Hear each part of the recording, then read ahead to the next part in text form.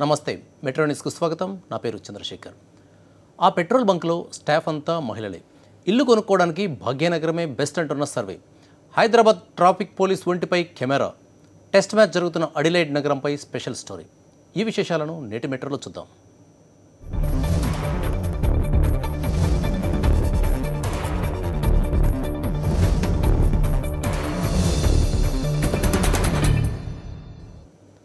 విజయవాడ కళాదర్శిని ఆడిటోరియంలో నిర్వహించిన బాలోత్సవ కార్యక్రమం ఆహుతులను ఆకట్టుకుంది. విజయవాడ చిల్డ్రన్స్ ట్యుటోరియల్స్ అసోసియేషన్ ఆధ్వర్యంలో ఈ బాలోత్సవం జరిగింది. ఈ కార్యక్రమానికి జిల్లాలోని ప్రముఖులు ముఖ్య అతిథులుగా పాల్గొన్నారు. నగరంలోని వివిధ స్కూల్స్కు చెందిన విద్యార్థులు పెద్ద సంఖ్యలో ఈ కార్యక్రమంలో పాల్గొని తమ ప్రతిభను కనబరిచారు. విద్యార్థులు చేసిన కూచిపూడి, భరతనాట్యం ప్రదర్శనలు ఆహుతులను కట్టిపడేశాయి.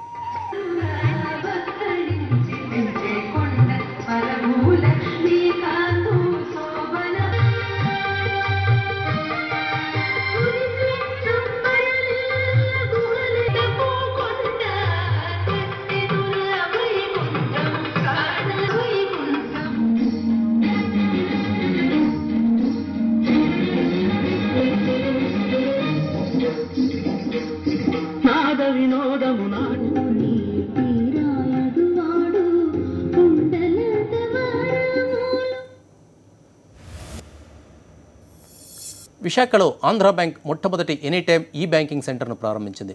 GCC MD Ravi Prakash ribbon cut చేసి ఈ సెంటర్ను ప్రారంభించారు. ఈ సెంటర్ ద్వారా ఖాతాదారులు బ్యాంకుకు వెళ్లకుండా నేరుగా ఇంటర్నెట్ బ్యాంకింగ్, డబ్బులు డిపాజిట్, పాస్బుక్ అప్డేట్ వంటివి చేసుకోవచ్చని బ్యాంక్ అధికారులు చెబుతున్నారు. ఖాతాదారులకు త్వరితగతిన సమర్థమైన సేవలు అందించేందుకు ఆంధ్ర బ్యాంక్ సిబ్బంది సన్నద్ధంగా ఉన్నారని జనరల్ మేనేజర్ దురస్వామి చెప్పారు. ఈరోజు ఈ డిజిటల్ బ్యాంకింగ్ సెంటర్ని ఈ జోన్ మన ఆంధ్ర బ్యాంక్ తరఫున ఈరోజు ప్రారంభోత్సవం చేసుకున్నాం. దీనిలో ముఖ్యంగా ఏంటంటే ఖాతాదారులు బ్రాంచ్కి రానవసరం లేకుండా ఇక్కడే తనకు కావాల్సిన డిపాజిట్ చేయడం కానివ్వండి, ఏటీఎం ద్వారా క్యాష్ డ్రా చేసుకోవడం కానివ్వండి, ఇంటర్నెట్ బ్యాంకింగ్ ద్వారా ట్రాన్సాక్షన్ చేసుకోవడము, అలాగే పాస్బుక్ ప్రింటింగ్ చేసుకోవడము, వీడియో ఫోన్ ద్వారా డైరెక్ట్గా మాట్లాడుకోవడం, ఇవన్నీ కూడా చేసుకోవడానికి ఎంతో వసతి కల్పిస్తున్నాం. మధ్యతరగతి ప్రజలకు స్పోర్ట్స్ కోచింగ్ అందుబాటులోకి తెచ్చేందుకు స్పోర్ట్స్ కల్ట్ అనే సంస్థ ప్రయత్నిస్తోంది. స్పోర్ట్స్ క్లబ్బుల్లో సభ్యత్వం తీసుకోవడం సగటు మనిషికి సాధ్యం కాదు. ఇలాంటప్పుడు క్రీడలపై ఆసక్తిని చంపుకోవాల్సిన అవసరం లేకుండా తాము చేస్తామని స్పోర్ట్స్ కల్ట్ సంస్థ ఎండీ బాబిరెడ్డి చెప్పారు. హైదరాబాద్లో స్పోర్ట్స్ కల్ట్ ప్రారంభం సందర్భంగా ఆయన మీడియాతో మాట్లాడారు. క్రికెట్, టెన్నిస్, స్కేటింగ్, బాస్కెట్బాల్ క్రీడల్లో తొలుత శిక్షణ ఇస్తామని చెప్పారు. భవిష్యత్తులో ఇతర నగరాల్లో కూడా స్పోర్ట్స్ కల్ట్స్ను ప్రారంభిస్తామని తెలిపారు. స్పోర్ట్స్ క్లబ్స్ ఉన్నాయి, కానీ స్పోర్ట్స్ క్లబ్ మెంబర్షిప్ ఫీజు తెలుసు మీకు, అది యాక్సెసిబుల్ కాదు చాలామందికి. సో మేము చేస్తున్న ఫెసిలిటీస్ జనాల మధ్యకి తీసుకెళ్తున్నాం. So they are right in the అది రెసిడెన్షియల్ సొసైటీస్ మధ్యలో ఉంటాయి. సో అది మెయిన్ ఫార్మాట్.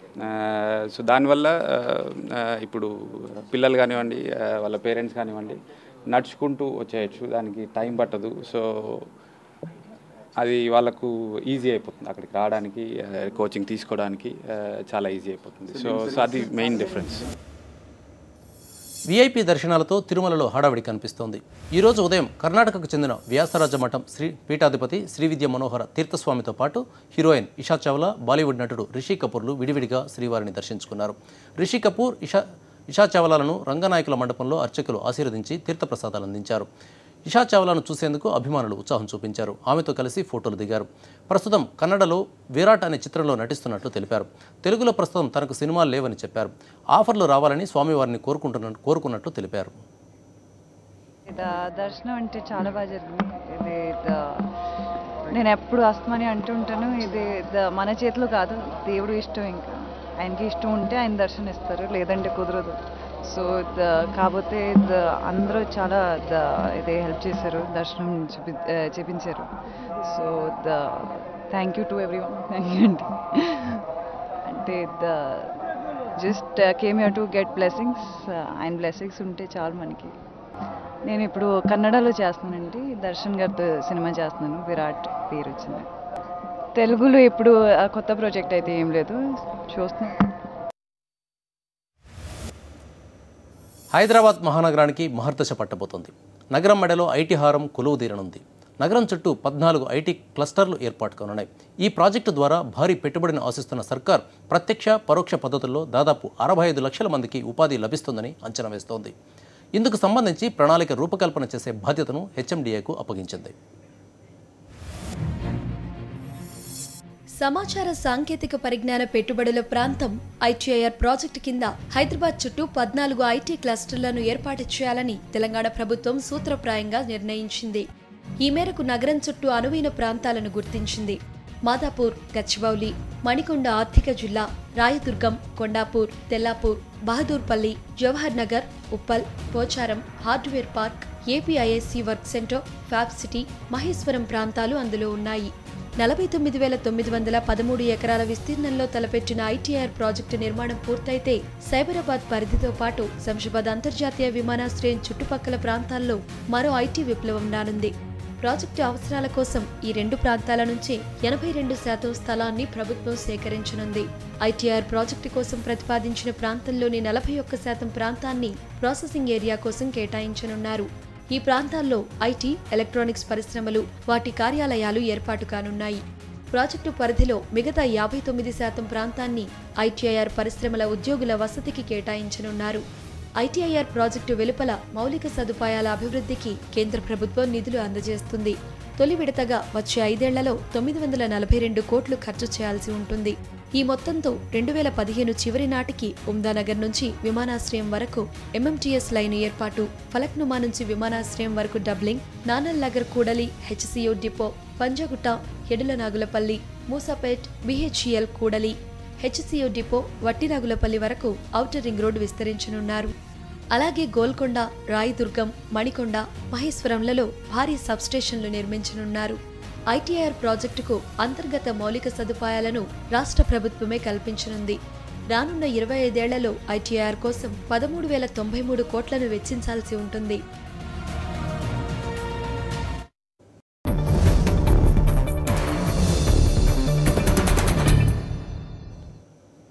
ఇల్లు కొనేందుకు హైదరాబాదే బెస్ట్ అంటున్నాయి సర్వేలు. మధ్యతరగతి వారి నుంచి హై ఎండ్ పీపుల్ వరకు ఎవరికి ఎంత రేంజ్లో ఇల్లు కావాలన్నా అందుబాటులో ఉండడం హైదరాబాద్ ప్రత్యేకతట. మిగిలిన నగరాలతో పోలిస్తే మన భాగ్యనగరంలో ధరలు తక్కువగా ఉన్నాయని సర్వేలు చెప్తున్నాయి.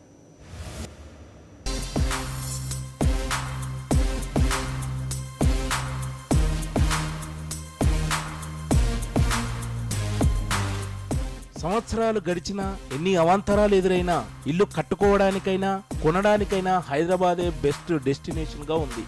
దేశవ్యాప్తంగా ఇతర పట్టణాలతో పోల్చితే హైదరాబాద్లోనే ధరలు తక్కువగా ఉండటం, అన్ని రకాల మౌలిక వసతులు కలిగి ఉండటం హైదరాబాద్లో ఇల్లు కొనుక్కోవాలనుకునే వారికి, అమ్మాలనుకునే వారికి అడ్వాంటేజ్గా మారిందని అర్ధయాత్ర అనే సంస్థ తెలిపింది.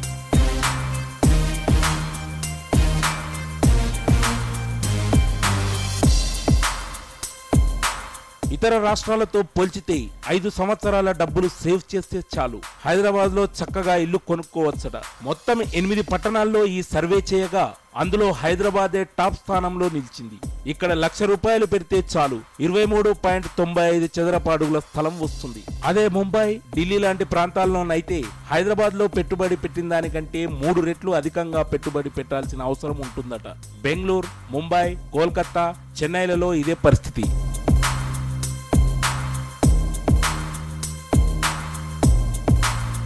అహ్మదాబాద్లో ₹1,00,000కు 20.18 చదరపు అడుగుల స్థలం వస్తుండగా పూణేలో అయితే ₹1,00,000కు కేవలం 18.55 అడుగుల స్థలం మాత్రమే వస్తుంది. అదే బెంగళూరులో 16 చదరపు అడుగులు, కోల్కతాలో 15.69 చదరపు అడుగులు, చెన్నైలో 13.15 చదరపు అడుగుల స్థలం మాత్రమే వస్తుంది. ఇక ముంబైలో 7.50 చదరపు అడుగులు మాత్రమే వస్తుంది.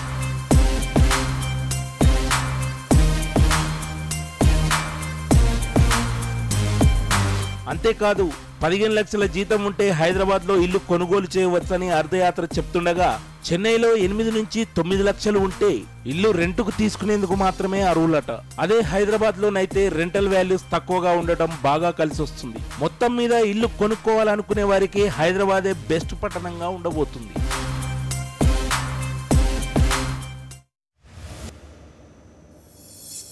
ఏపీలో జాతీయ విద్యా సంస్థల ఏర్పాటుకు సత్వర చర్యలు తీసుకోవాలని సీఎం చంద్రబాబు నాయుడు అధికారులను ఆదేశించారు. IIT, triple IT, IIM, IISER, NIT, central varsity తదితర విద్యా సంస్థలను ఏర్పాటు చేయాలని ఆయన సూచించారు.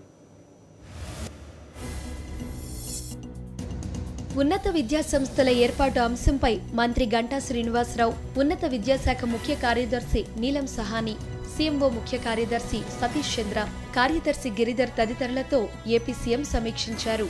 సెంట్రల్ వర్సిటీ కోసం అనంతపురం, లేపాక్షి, హిందూపురంలలోని స్థలాలను, గిరిజన విశ్వవిద్యాలయం కోసం విశాఖ జిల్లా సబ్బవరంలోని స్థలాన్ని పరిశీలించాలని సీఎం సూచించారు.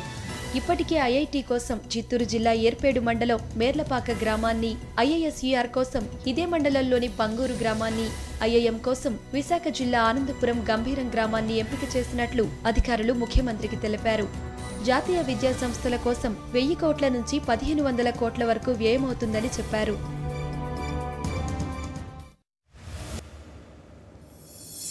మారుతున్న కాలంతో పాటు పోలీసుల శిక్షణలో కూడా మార్పులు రావాల్సిన అవసరం ఉందని Visakha range DIG P Umapathi అన్నారు. వైట్ కాలర్ నేరాలు, టెర్రరిజం పోలీసులకు సవాల్ విసురుతున్నాయని, వీటిని అరికట్టేందుకు కంప్యూటర్ పరిజ్ఞానాన్ని పెంచుకోవాల్సిన అవసరం ఉందని ఆయన చెప్పారు. విజయనగరం జిల్లాలో శిక్షణ పూర్తి చేసుకున్న కానిస్టేబుల్ నిర్వహించిన అవుట్ పీరియడ్కు ఉమాపతి ముఖ్య అతిథిగా హాజరయ్యారు.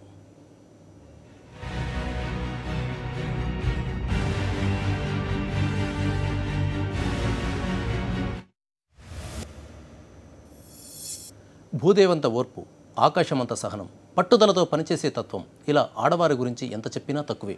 అందుకే మగవులు రాణించని రంగమంటూ లేదు. ఇవి మగవారు మాత్రమే చేయాలి, ఇవి ఆడవారు మాత్రమే చేయాలనే నిబంధనలు నేటి మహిళల ముందు పటాపంచలవుతున్నాయి.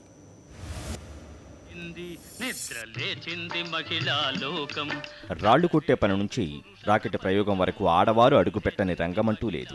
తమ శక్తి సామర్థ్యాలకు తగ్గట్టుగా ఎటువంటి పనినైనా కష్టపడి పనిచేయడానికి మగవులు సిద్ధమవుతున్నారు.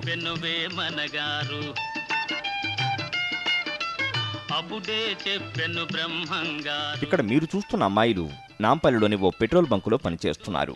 వీరంతా ఒక్కొక్కరు ఒక్కో ప్రాంతం నుంచి వచ్చిన వారు. ఆర్థిక ఇబ్బందుల కారణంగా కొందరు, పనిచేయాలనే ఇష్టంతో మరికొందరు ఇలా నగరానికి తరలి వచ్చారు.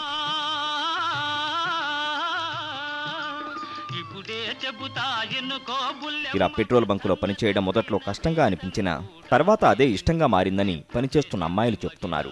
నా పేరు జ్యోతి, మాది నల్గొండ డిస్ట్రిక్ట్. నాకు ఇంట్లో ప్రాబ్లమ్స్ వల్ల చేయాలనుకుంటున్నా. ఏ జాబ్ అయినా ఏం పర్వాలేదు అనుకున్నా.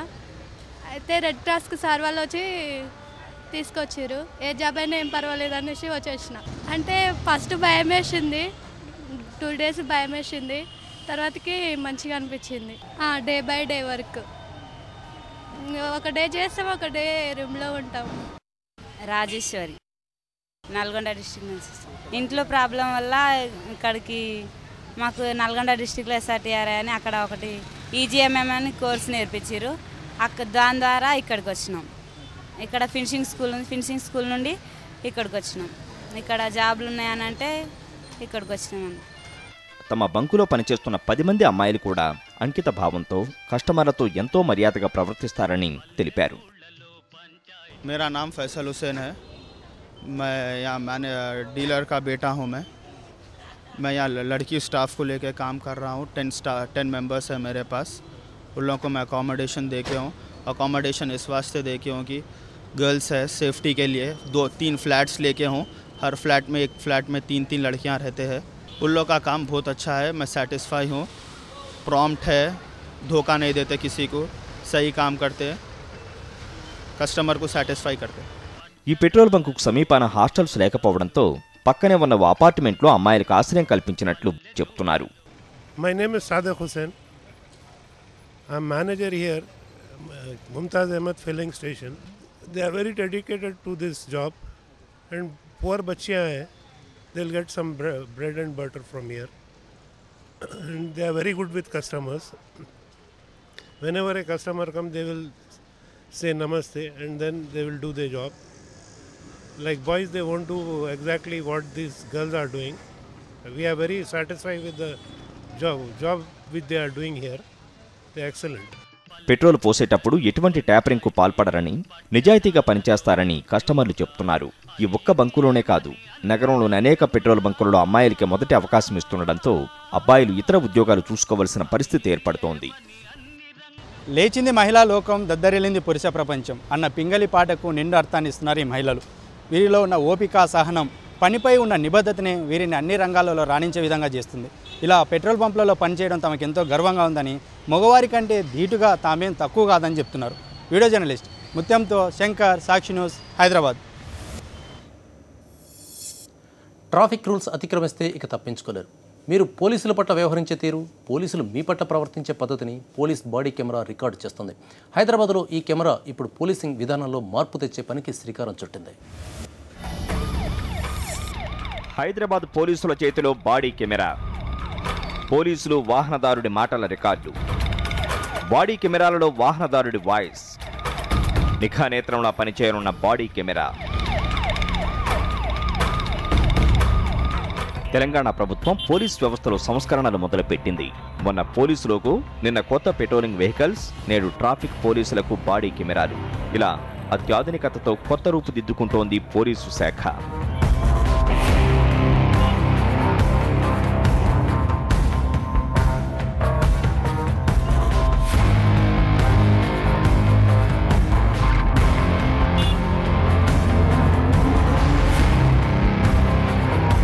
పోలీసుల వాహన తనిఖీలు ఎదుర్కొంటున్న సమస్యలను తొలగించేందుకు ఇప్పుడు ట్రాఫిక్ పోలీసు విభాగం కొత్త సిస్టమ్ను ప్రవేశపెట్టింది. ట్రాఫిక్ ఆంక్షలను తుంగలో తొక్కి రయ్యమంటూ దూసుకువెళ్లే వాహనాలు, లైసెన్స్ లేకుండా రోడ్లపై వాహనాలు నడిపే వారిని ట్రాఫిక్ పోలీసులు నిలువరించినప్పుడు లంచాలు ఎరగా వేసి తప్పించుకునే వాహనదారుల ప్రవర్తనను రికార్డు చేస్తోంది పోలీసు బాడీ కెమెరా. ట్రాఫిక్ పోలీసులపై నిందలు వేసినా తప్పించుకోలేరు. ట్రాఫిక్ పోలీసుల ప్రవర్తనతో పాటు వాహనదారుల మాటలను రికార్డు చేస్తుంది ట్రాఫిక్ పోలీసుల బాడీ కెమెరా. ఇది బాడీ కెమెరా.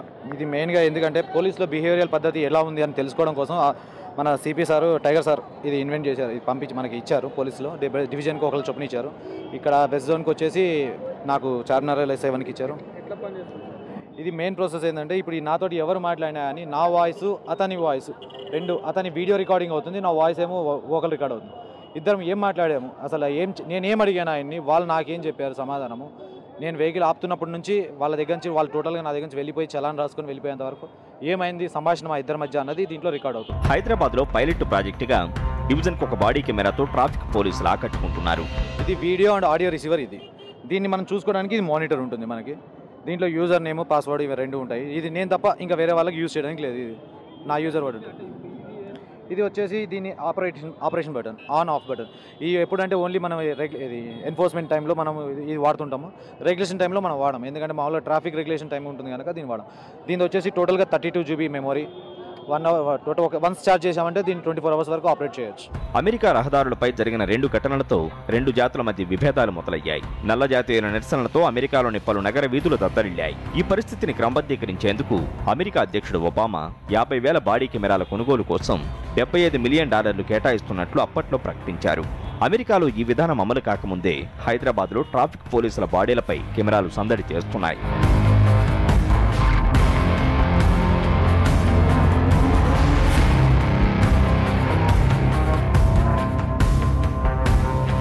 ఇవి లేనప్పుడు కూడా మేము విధులు నిర్వహించాము. ఆ టైంలో కూడా మేము ఎంత పొలైట్గా ఉన్నా కానీ పబ్లిక్ ఏంటంటే వాళ్ళకి చలాన్ రాస్తున్నామన్న బాధతో కానీ ఇంకా లేకపోతే వాళ్ళ ఏదైనా కానీ మా మీద ఎయిర్ ఆఫీసర్లకి సార్ డబ్బులు అడిగారు కానీ లేదా ర్యాష్గా బిహేవ్ చేశామని కానీ వాళ్ళతో కంప్లైంట్ చేస్తుండేవాళ్ళు. ఇప్పుడు ఇది ఉండడం వల్ల మేము ఎంతవరకు బిహేవ్ చేస్తున్నాము, మేము ఎంత పొలైట్గా ఉన్నామా, మాతో పాటు వచ్చిన వాళ్ళు పొలైట్గా ఉన్నారా లేకపోతే వాళ్ళు ర్యాష్గా బిహేవ్ చేశారన్నది మాకు టోటల్ ఎవిడెన్స్తో సహా ఇది ఉంటుంది. బాడీ కెమెరాల్లో సుమారు 30 రోజుల పాటు రికార్డింగ్ చేసుకునే సదుపాయం ఉంది.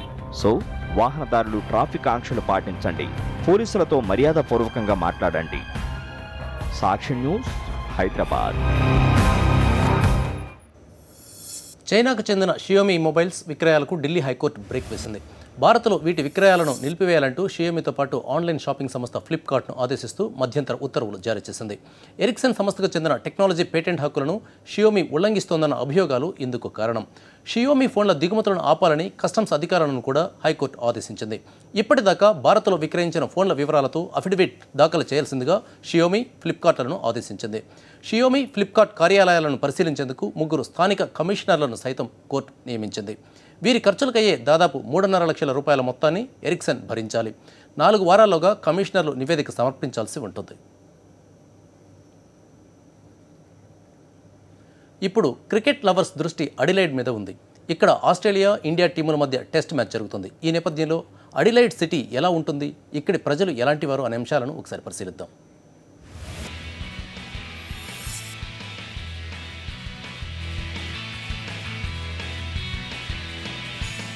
ఆస్ట్రేలియాలో పెద్ద నగరాల్లో సౌత్ ఆస్ట్రేలియా రాజధాని అడిలైడ్ 5వది. 1836లో అడిలైడ్ నగరాన్ని కల్లలైట్ ఒక చదరపు మైలు ప్రదేశంలో నిర్మించాడు. కనిష్ట ఉష్ణోగ్రత 16 డిగ్రీలు కాగా గరిష్ట ఉష్ణోగ్రత 29 డిగ్రీలు ఉంటుంది. నిరుటి జనాభా లెక్కల ప్రకారం అడిలైడ్ జనాభా సుమారు 13 లక్షలు. ప్రశాంత నగరం కాబట్టే పర్యాటక రంగంలో టాప్ 10 సిటీస్లో ఇదొకటిగా కొనసాగుతోంది.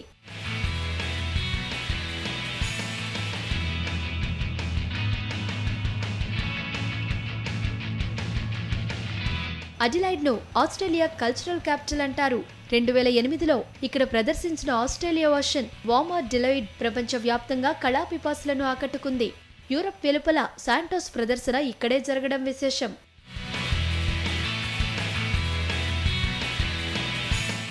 అడిలైడ్లో ఆర్ట్ లవర్స్ ఎక్కువే కాబట్టి ఈ సిటీలో బోలెడు గ్యాలరీలు, మ్యూజియంలు ఉన్నాయి. ఒక్క సౌత్ ఆస్ట్రేలియన్ ఆర్ట్ గ్యాలరీలోనే 38,000 విలువైన కలెక్షన్లున్నాయి. అందులో పెయింటింగ్స్, శిల్పాలు, ఫోటోలు, ఫర్నిచర్ ఇలా ఒక్కటేమిటి, ఉత్తర అమెరికా మొదలు యూరప్, ఆసియా, ఆస్ట్రేలియా ఖండాల్లోని విలువైన కలెక్షన్లున్నాయి.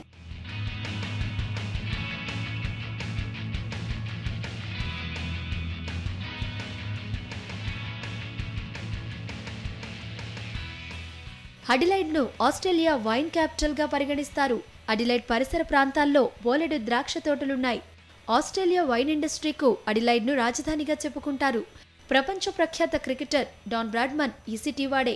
తాజాగా ఇండియా ఆస్ట్రేలియా మధ్య తొలి టెస్ట్కు అడిలైడ్ ఆతిథ్యమిస్తోంది. స్పోర్ట్స్ డెస్క్, సాక్షి న్యూస్.